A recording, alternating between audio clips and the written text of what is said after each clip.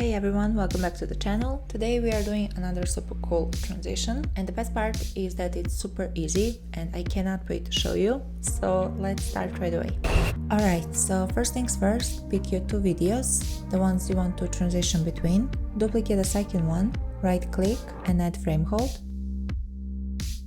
Now let's mask out the subject. Once that's done, nest it. Apply turbulent displace on the nested sequence. Change the displacement to something smoother. I don't know how to pronounce it, sorry. We are going to keyframe a few settings.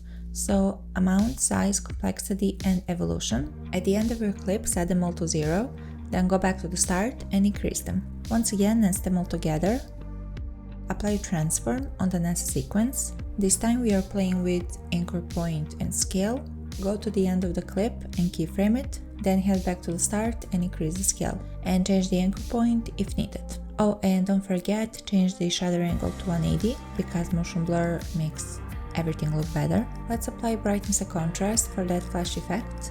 In the middle of the clip, increase the brightness, then drop it to 0 at the end. And because we love that smooth transition, throw on some directional blur. Once again, increase it in the middle and then reset it back to 0 at the end. And that's it. That's the tutorial. You just made something that looks pretty cool, all from a few simple effects. I have to let you know about my editing pack, Picture Collage Effects. It's super easy to use and saves you a ton of time. It's a set of 12 templates, 6 horizontal and 6 vertical. It comes in both short and longer versions. Plus, both 4K and HD resolutions are included in the pack. It's fully customizable from images, film frames, tapes, textures, and sound design. It's a simple drag and drop, and it's so easy to use. And it works with Premiere Pro and After Effects 2021 Plus versions. I would highly recommend you check it out. I'll have it linked down below. If you enjoyed this tutorial, make sure to subscribe, like, all of that good stuff. And yeah, that's all for today. I'll see you in the next video.